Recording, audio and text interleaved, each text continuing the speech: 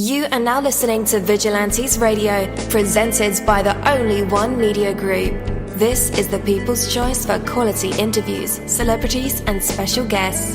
Hosted by Demetrius Dinny Reynolds. Call in to join the mix at 701-801-9813. For the complete archive of episodes, visit onlyonemediagroup.com and be sure to like us on Facebook at Vigilantes Radio. We welcome all. Enjoy the show.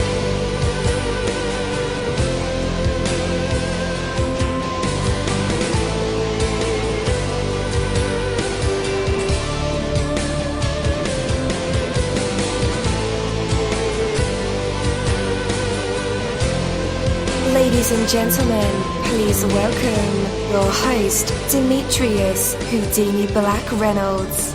Enjoy the show. Yo, what is up, guys, and welcome to another awesome episode of Vigilantes Radio. I am your host, dini-mussolini, and I apologize for my tardiness, but swerving in and out of traffic to get to the studio to get to you guys. It was a tremendous effort. But we are here now, and there are over 30,000 of you guys right now live with us in our chat rooms, on the phone lines, Google Hangout, Skype, the browser, all the plugins that we use to run these episodes. And we have a very special guest for today's episode, so definitely stick around for that. All right, how many of the obstacles standing in your way are the product of your own imagination? What have you convinced yourself that you can't do? What limitations have you come to believe in? Your mind is very powerful and effective. Is it working for you or is it working against you? There are very real obstacles and challenges to any course of action. There's no need to add to them by making up obstacles of your own. Unchain yourself from the bondage of your own thinking. There is no limit to what you can imagine. And with commitment, with effort, what you can imagine, you can become. Put your mind to work for you. Believe that you can do it. The world will tell you that you can't. I mean, you'll hear it every day. Oh, that is a dumb idea. That doesn't sound right. That doesn't look right. You even tell yourself the same things every day. Sometimes we are our own worst enemy. We're so critical of ourselves and overthink, how will other people perceive us? Yet, in your own belief, sometimes you can find the strength. You can find the ability to do it anyways. So I want you guys to imagine the possibilities. Take that from me, Dini-mussolini. That is my word, and word is bond. You're live in the mix. Let's get this started.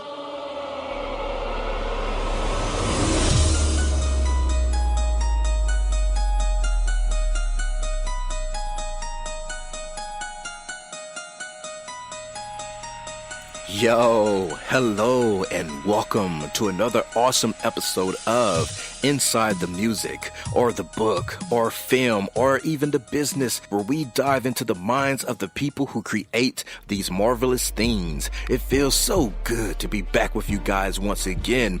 Big ups to my folks who are indigos, crystalline, or the starseeds, for my Vigilantes audience family, for my hooligans, and shout out to my people who are vegetarian or vegans. If you're in a struggle like me, we are averaging over 37,000 live listeners, and we've been at this for 5 solid years. I appreciate to all you guys who've been rocking with the kid on this journey, and we are still evolving, baby. It is all because of you, most definitely. We are the people who have dedicated their lives to music, spirituality, business, literature, art, films, and research in every aspect. And we want to allow you an opportunity to tell your story. Man, we've had celebrities on our show, from Grammy Award-winning artists, nominees, to actors, comedians, CEOs, technology revolutionaries, visual artists, from authors to professors and vampires. or people who think they're vampires. It doesn't matter who you are or where you come from. Come on our show and talk to me. So check it out to book your interview or to appear on my other show called Skeptics. Email me at vradio@onlyonemediagroup.com, and that's V as in Victor. We hope to get the stories behind these unique people and give them a chance to tell their truth to us and the universe. That is Vigilantes Radio sole purpose. You know the number to dial, 701-801-9813. Share that number with your buddy right now and tell them to tune in to connect with us or our guests, or you can hop in the mix directly from our website, which is onlyonemediagroup.com. Right from the home page, you can slap that go live button and you'll be here live in the mix and in the chat room with all of us. So feel free to shoot over some questions to ask our guests while they are here, but only as time permits. Sometimes my guests and I talk entirely too much. And as always, all episodes are available for free download, and you can grab them from either Spreaker.com/only one media group, iTunes, Player.fm, YouTube, any app from the Google Play or iTunes store, or over at our website. And that goes for every single episode that we've ever aired. Well, you guys guessed it. It's the Nocturnal Funeral interview. And again, I am your host, dini-mussolini. It's going to be so cool, talking with Nocturnal Funeral. He is a radical guy, and January has been an inspiring month already, and meeting some truly focused artists and bands, and Nocturnal Funeral is one of them for certain. I really enjoy writing this interview personally. It's going to be awesome to talk about the record, All Black Everything, with him and how it was made, what all went into making it, but also really awesome to hear how he avoided the trap many of us musicians fall into, the whole thing about how you got a lifetime to make your first record and then 2 weeks to make your next album. That whole trap. So he came out sparkling on the other side of his latest record, and the way that it was recorded, made, and achieved is a lot more free and organic in nature, as he'll describe better than I could in any introduction. So with that, let's go ahead and invite him on. Hey man, you're now live in the mix with all of us. How is it going? It's going pretty well. How about yourself? Hey, it's going, trying to That's good to hear. Live 2018, yeah. I haven't quite accepted the fact that it's a new year, but that's just me. Hey, new year, new chances, right? Definitely, but, I still have some chapters to write, from 2018. How's everything going for you, man? We're like, 30 days in, and how's it? Oh, it's going pretty well. Fairly all right, working on some new stuff and just going about life. Right, okay. All right, so let's get down to the nitty and gritty, I'm going to get like Oprah on you. So how was life like, growing up? And how has music played a role in your life? Admittedly, my childhood growing up was not exactly the greatest. It was very tough. We were extremely poor. Not a lot really I could say incredibly positive. Luckily, I had my grandparents and some good other family members keeping around. They really helped me through a lot of the tough times. Music itself was a huge role in my life. I really wouldn't be where I am right now without music. Of course, when everybody's going through their own stuff, most people will turn to things like music. Several people, like to read, and others like to involve themselves in maybe another form of media, but music seems to be the really big go-to because it evokes so many different emotions and could also let so much out. So yeah. I always turn to music. Some of my favorite bands, of course, and I really use them a lot to really let myself go, and that really helped me go forth with creativity as well to get to where I am with Nocturnal Funeral right now. In fact, when I took the music and I expanded my horizons with it, I started getting into other genres and exploring more and more. And then I remember I went to my first show was actually my first show that really got me knowing that's what I wanted to do. I went to a show from a band called Mayhem, and just kind of seeing the whole atmosphere and feeling it and the reactions, I knew right then and there that I was going to do music, and that was that. And that's how I ended up with my first band, and that's how I ended up here now with Nocturnal Funeral. Yeah. So you are a band, or are you just a one-man operation who outsourced to, other people? I always call it a band. That's what I'm so used to, but really Nocturnal Funeral is a one-man operation. I literally do everything: instrumentals, vocals, graphic design for the artwork, even down to the mixing of stuff. Yeah, okay. I totally get it, man. When I say Vigilantes Radio, and I always say we, but really it's just me, Right. And so people hit me in the email, say, when are you going to send the graphics? Oh, let me talk to the art department, but that's really too. I feel that, yeah. Yeah. So yeah, I totally understand, man. And sometimes it's easier to get out all your ideas and work those inner mechanics when it's just you, versus having a team where either you have to be the boss or the bad boss, or you have to be the team player who thinks the other ideas are just totally dumb. Is that honestly, yeah. I agree with that wholeheartedly. That's kind of when I had my first band, there was a lot of issues with the fact where you as the main person behind the idea might not get along with somebody else who comes into the picture, and they're saying, well, how about we take it in this direction, but you're still on your path of what you want to do. And that's right. As you said, it's really nice to have kind of all of them under your control, because then you get a really focused sort of piece put out of yourself and what you're going to do with your music and that. Right on. So the name itself, Nocturnal Funeral. What's the story behind it? That's a good one, actually. Initially, I actually had a first band. It was called Vervelken, and it was a totally different style of music. And as I just talked about having the differences, I actually had a drummer at the time who did half of that band. And things were fairly all right, but stylistically and artistically, we just weren't clashing after a certain point. And we decided to kind of split up. So I decided to try to take that project in a different direction, and which that kind of music started to sound similar to Nocturnal Funeral, what it is now. And I just kind of sat down and I thought to myself, as well, is this what I want this band to be? This is so radically different from what I was doing.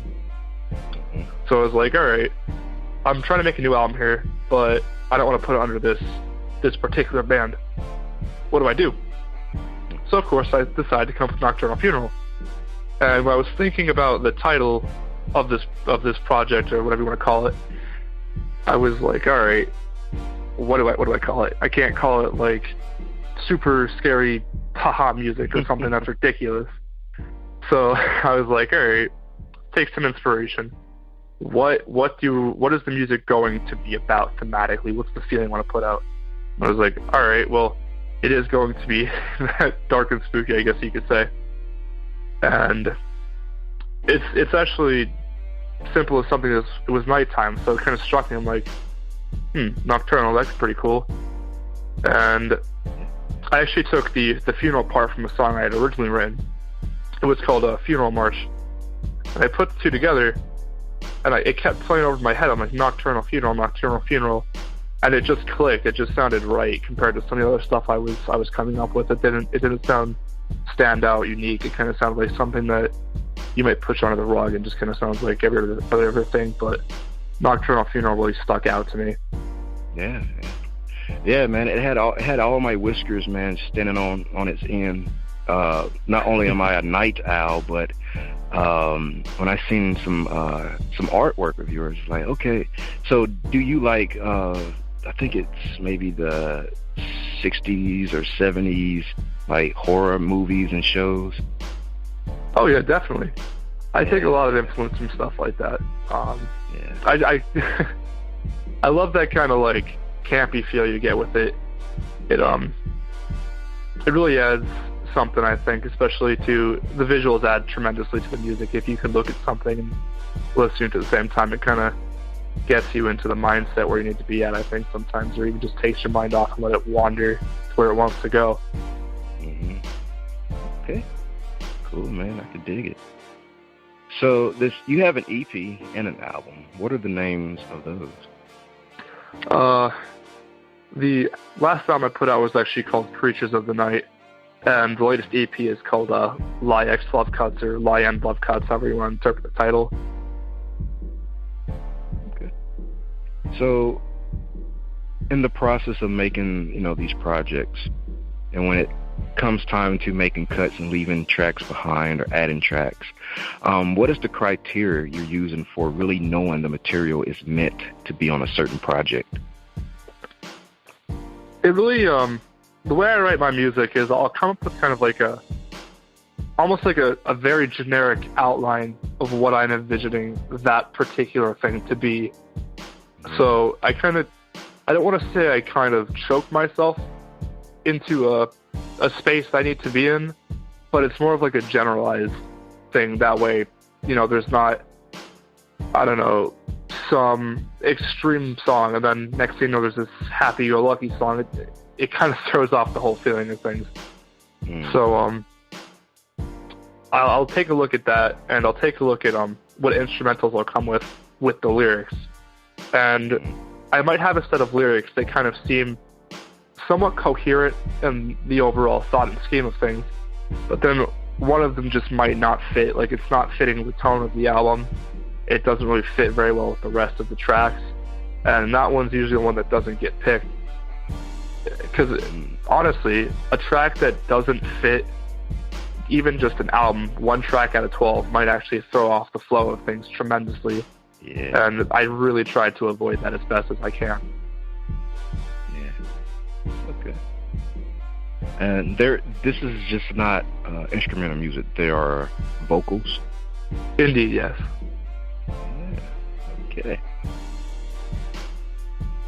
So, in creating your latest EP and album, was there something about the experience that you've learned throughout the process that will go on to help you on future projects?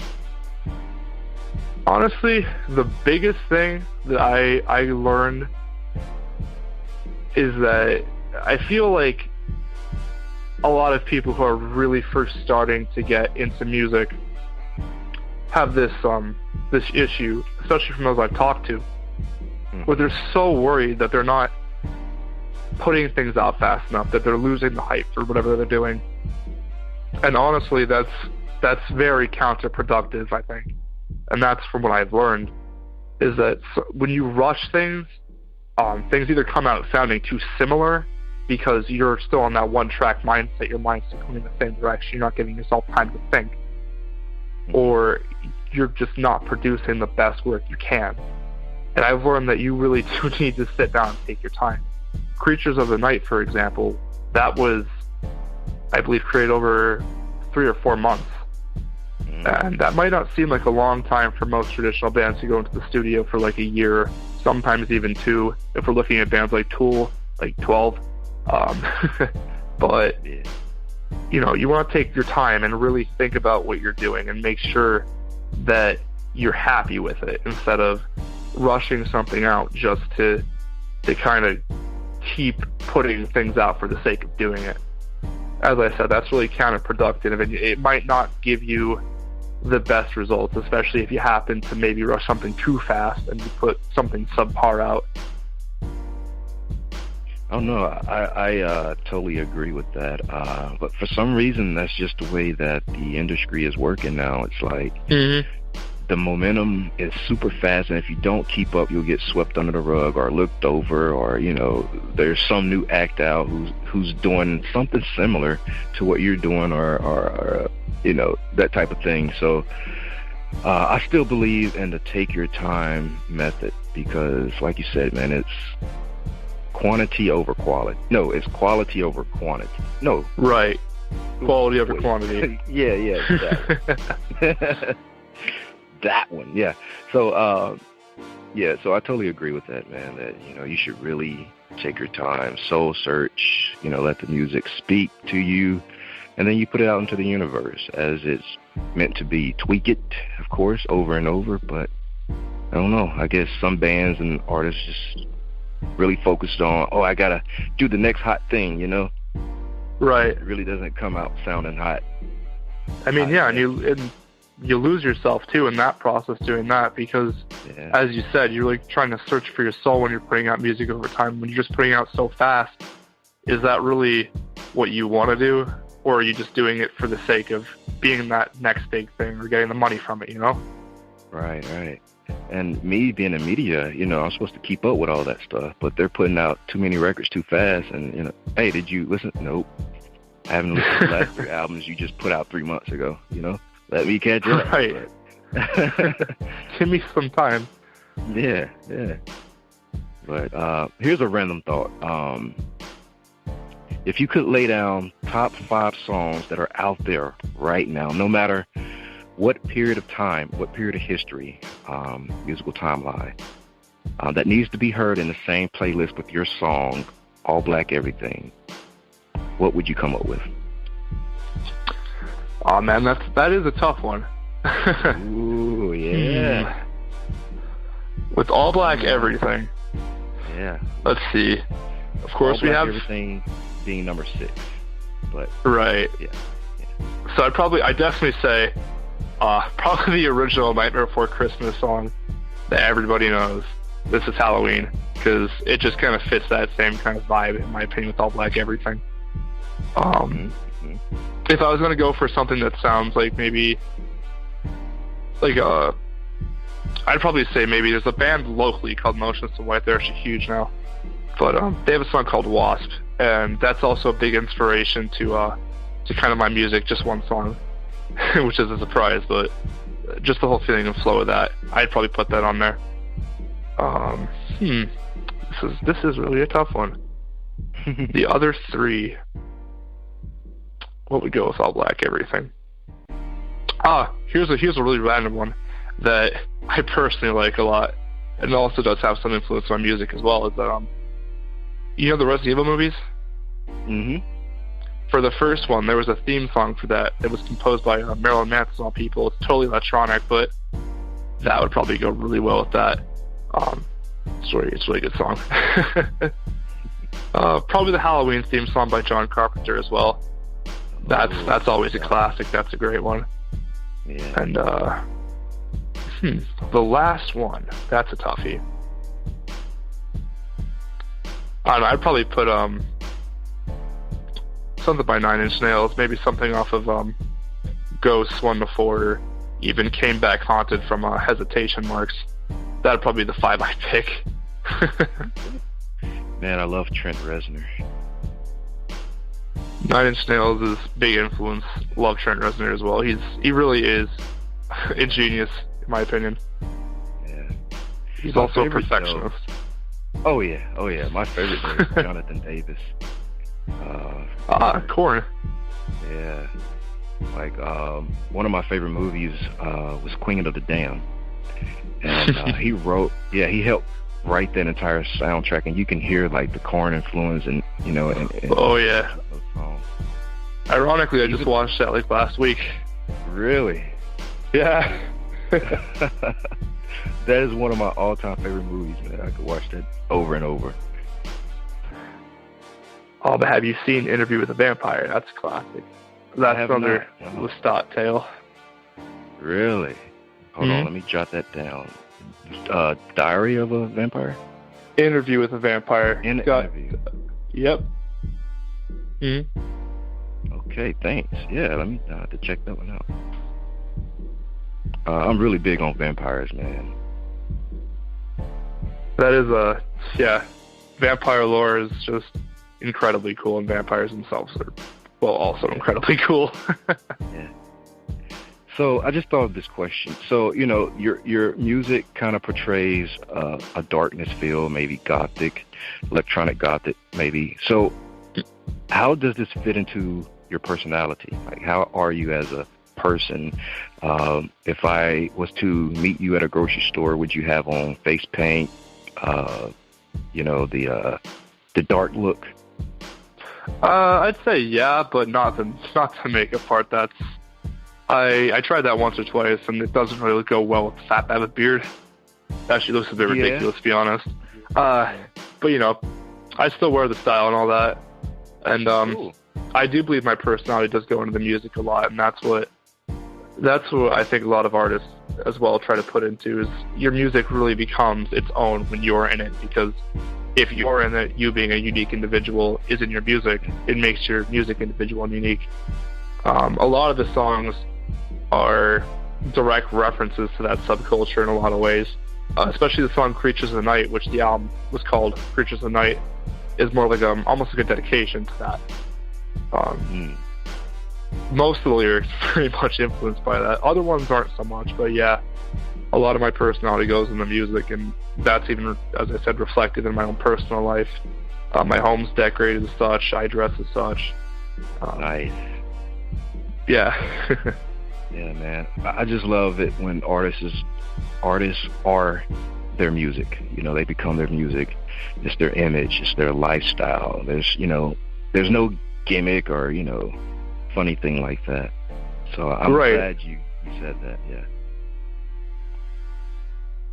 Okay. So was there anything from the past that held you up in the studio that you were able to get around easily this time, simply from having learned through past experience? That's a good one, because on the newest EP, there's actually quite a bit more general clean singing than there was before. And that's because personally, when I'm freely clean singing, I get a bit worried that it sounds like garbage and that it's not good, and it gets really into my head. And it's funny because I can do things like karaoke just fine, and I've been told I can do it pretty well, but when it comes to myself, it's like, this is garbage, this sounds like crap, I gotta do it again, this isn't what I wanted. And with the new EP, I really overcame that. Now a good majority of the songs feature clean singing. That's vastly different from Creatures of the Night or anything I've even done before.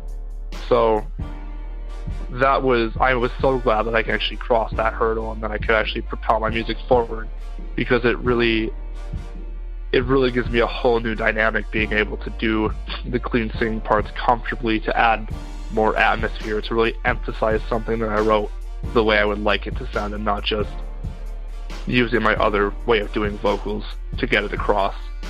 Right. Okay.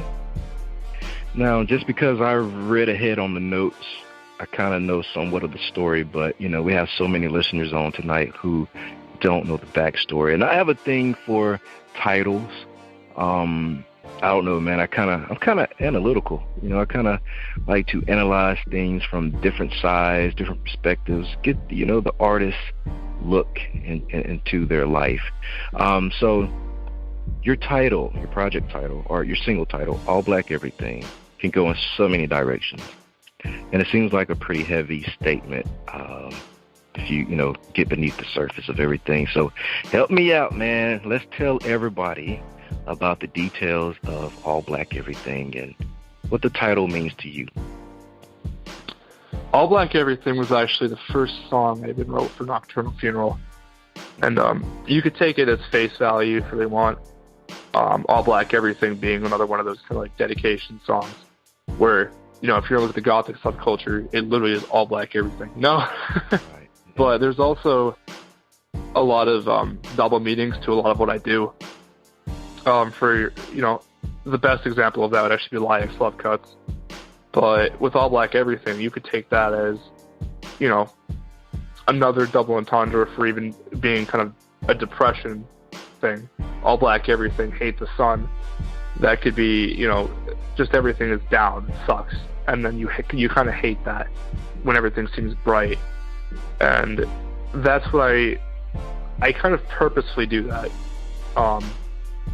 It's kind of that vagueness, kind of that way to take several things. Nothing's really stated super specifically, because I also feel like the audience, the people listening to it, should be able to kind of take what they want from that as well. I mean, I create music for people. It's not really just for me, it's for the people who are listening to it. So I really like when somebody, as you said, there's so many different meanings, there's so many different directions this can go in. That's exactly what I want. That's what I want people to sit down. I want them to think. I want them to kind of put themselves into it as well. So, they have their own personal attachment to it, and that could help them whatever way they would like. That can mean so many different things to them personally as well. So, I mean, as I said, it really can come down to how you yourself view it. And like I said, even too, I didn't necessarily write it as one general facing topic. You know, it's a dedication to this group of people, but it's also an introduction to the rest of the album in the way of kind of like introducing that dark tone if you think about the other way, or whatever other way you'd like to take it even, you know? Like I said, I like to leave things vague and open for interpretation. Nice. So what are your plans for supporting the new record, All Black Everything? Any live shows coming up for you? Well, All Black Everything was a single off of Creatures of the Night, but I am working on a new record. I actually just announced that a few days ago. I haven't really revealed the title yet, but I'll do it now because I might as well put it out anyway. It's actually called Flower of Flesh and Blood, which people who know a little bit about movies might kind of get the general idea of what the album is about because that's pretty infamous. But it's the plan for supporting it really is I am looking forward to doing shows live, which is something I've been playing with for a while, but I also didn't want to step out without having a nice mix of music to do it with. And that was something I was worried about the first band. I swore I wouldn't do with this one, is go out there and have the same material, something I can't mix up, something that, you know, just sounds the same as what I didn't want. And I feel that I'm in that position now to where I could make an actual set list that I'm comfortable and happy with, that seems varied, and that I could change up every now and then whenever I play live instead of playing the same 6 songs or whatever. So there definitely will be live shows in my local area. I'm not sure about going any further right now. That is a possibility, as is everything with music. So there's going to be, of course, more forms of supporting it just through advertisements and things like that. But yeah, definitely live is definitely coming. It's definitely going to be there. Are you active with social media a lot? Yes, tremendously. I've been having a pretty rough time of kind of getting myself out there. Social media really is the best bet I have, which is where I find most of my fan base. When they connect with my music, they see my posts. So social media is definitely something I'm very active on. Nice. Okay. Cool. All right. After the music break, guys, we'll be back to put Nocturnal Funeral in our traditional hot seat to either hear some vocals, maybe he'll sing for us, maybe he'll do some poetry, spoken word, freestyle raps, joke stories, even play a live instrument. You never know what these creative minds and vessels will produce in the spotlight. So when we come back, we'll find out if he has what it takes to be put on the spot, a test of his true artistry, and maybe even some hidden talents. But for right now, we have a Nocturnal Funeral, All Black Everything. We'll be right back.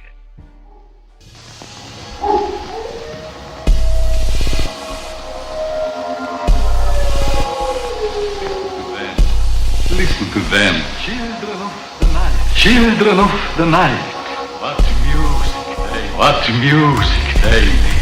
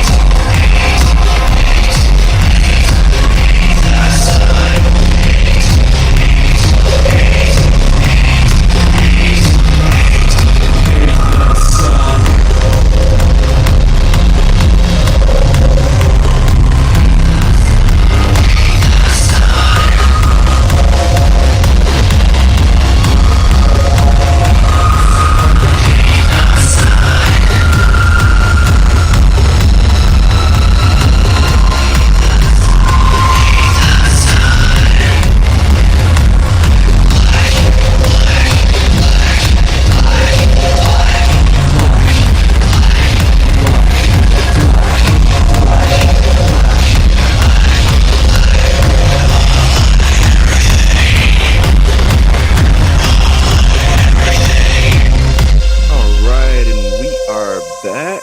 That was Nocturnal Funeral with his song, All Black Everything.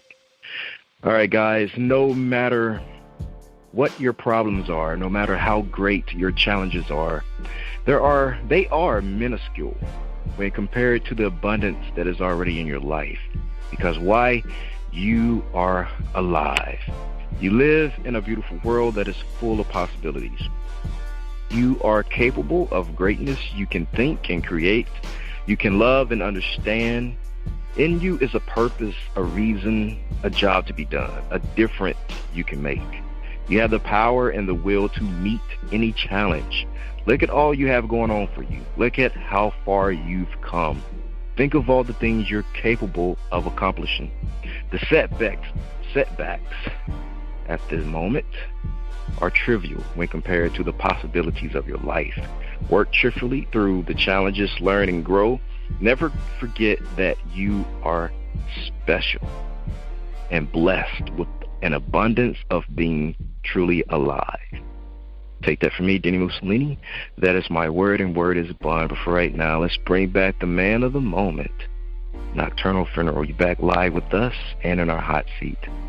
So what are you going to perform for us? That's a tough one, too.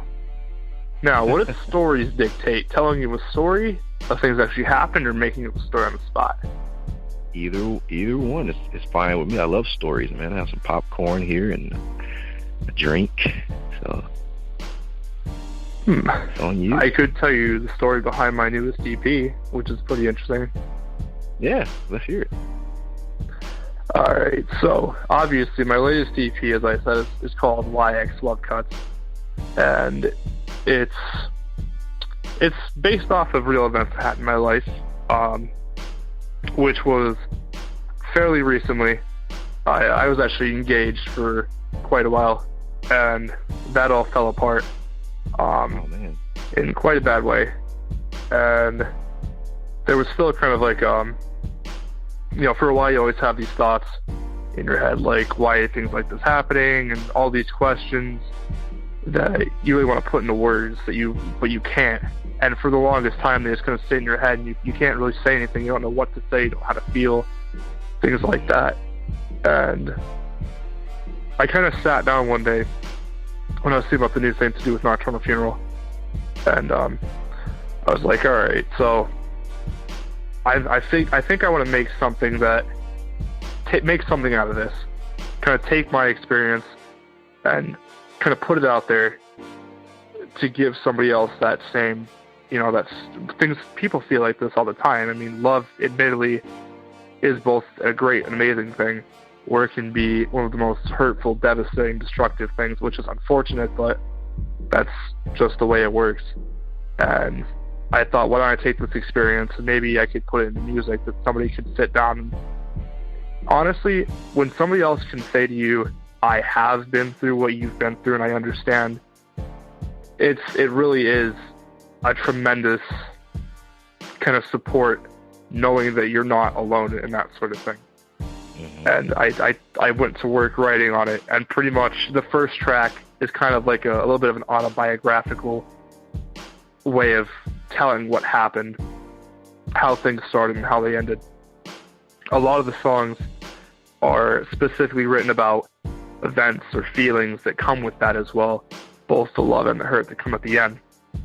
And the title in and of itself, YX Love Cuts, Y and Love Cuts, is directly referenced in the first song, the autobiographical part. And Lie is spelled L-Y-E. And that's for a particular reason. As I said, I'm a fan of double entendres. And the line specifically is lie, breathe in the lie. And it's still spelled L-Y-E because it's taken as lie as a poison. So you're breathing in the poison, but you're also taking as you're breathing in the lies are therefore the poison that you're taking in that's, hitting you in such a way. And the album, the EP, I should say, itself, was very relieving to be able to kind of put those feelings out there myself and to kind of really evaluate and say how I felt and say what I wanted to say, Not that I miss this person, because not in a million years. I hope they never take it that way either, because no, it's not true whatsoever. In fact, I find that the album is, or once again the EP, is a little bit perhaps spiteful and resentful. But once again, in the lyrics, it kind of explains why. Especially when, sometimes you're pushed to thoughts that aren't exactly good. So things like that need to be evaluated and spoken of. And I mean, that's another thing too, is that you shouldn't be afraid to express how you feel, because expressing how you feel is vitally important sometimes, especially in helping yourself feel better. If you're not feeling okay, you should express that to someone. And as I said, I want somebody to sit down and listen to something like that and say, you know what, I'm not alone. Maybe I could talk about this. This person was willing to talk about such a hurtful event in their life and put it out there for me to hear. And here I am. I might be going through the same thing, hopefully not. Maybe I'm just an avid, I like to listen to music, things like that. But there are people out there going through similar events. And I want them to be like, oh, I'm not alone. I'm not alone feeling this. This has happened before. And I don't have to feel like I have to keep it in, like it shouldn't be talked about. Because there's a lot of resentment I feel towards speaking of things like that. Speaking about how you feel in situations like that, it should be hushed up, and you shouldn't talk about it. And you really should. Don't ever keep in things that are like that. If you need to say something, even if you're going to go about my way of doing it, at least say it, because people need to hear what you have to say. Nothing is invalid.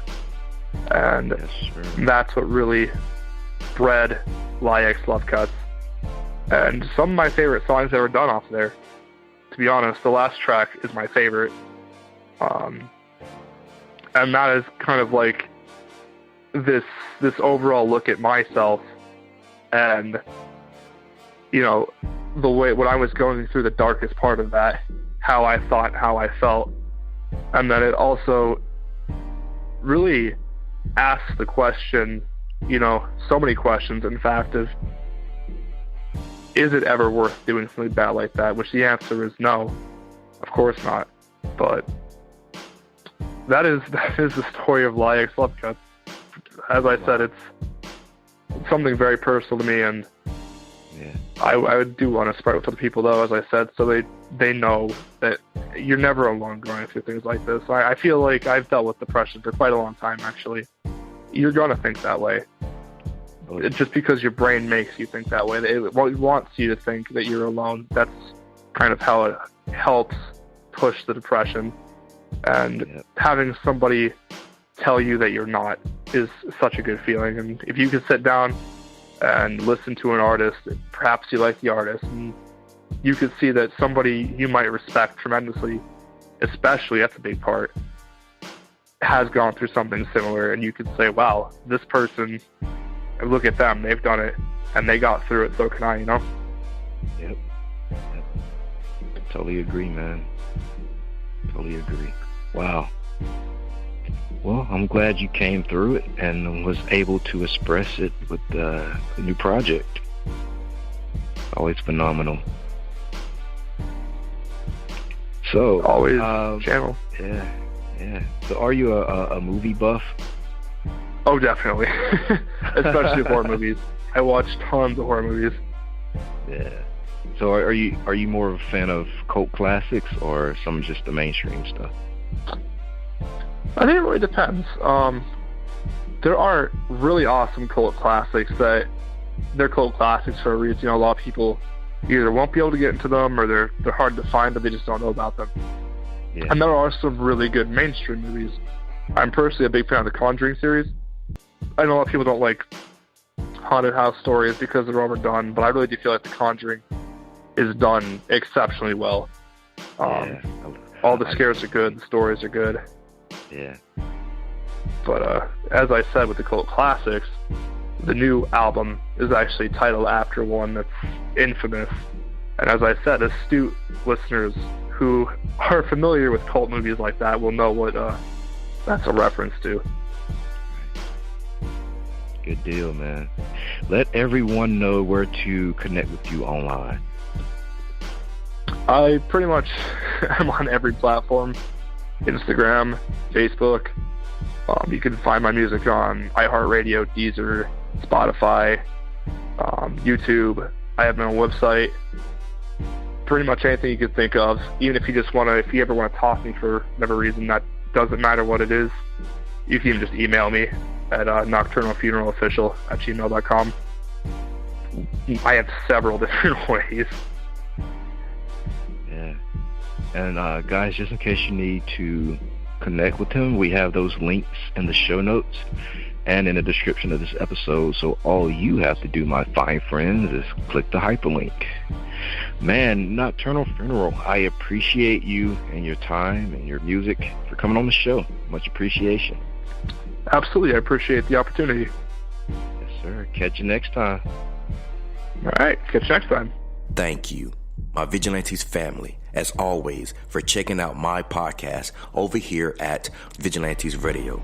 All episodes are available for free download, and you can grab that from either Spreaker.com/only1mediagroup, iTunes, YouTube, any app that's on a Google Play or iTunes store, or our website. And that goes from every single episode that we've ever aired. If you'd like to request music or a particular guest or send something for me to play, email it to vradio@only1mediagroup.com. If it's music, please label it by artist and title. Here's my disclaimer. We are genre free, we do not judge, and we absolutely do not base our opinions on hearsay but facts alone. And actually, you can scratch all of that because all of my opinions are always right. That's the bottom line. This is my show, so deal with it. Nah, just kidding. On behalf of myself, Dini-Mussolini, I appreciate all you guys for tuning in, either afterwards or live with us. Spread the word, because sharing is caring. We stepped up our game just for you guys and our guests to make sure that you have the best experience here on our show. Be sure to connect with us on Facebook, Twitter, Instagram, Tumblr, as well as Spreaker. We always follow back. That is the #1 rule. Okay, well, just remember to be yourself and be absolutely great at just doing that. Avoid being too comfortable, because you're messing with your potential when you do that. Peace, and have a good night.